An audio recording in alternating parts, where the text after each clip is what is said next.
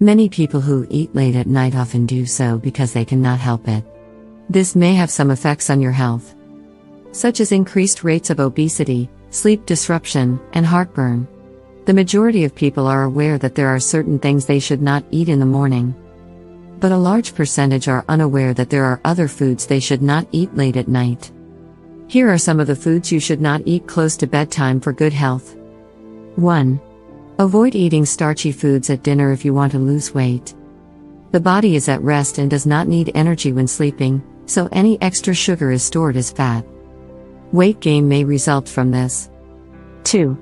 Going to bed soon after consuming anything spicy is not advised due to the possibility of heartburn. Spicy foods could irritate the bladder, causing frequent overnight awakenings to use the toilet. 3. Also, you should refrain from consuming fatty meals late at night. They are hard to digest and could aggravate digestive problems.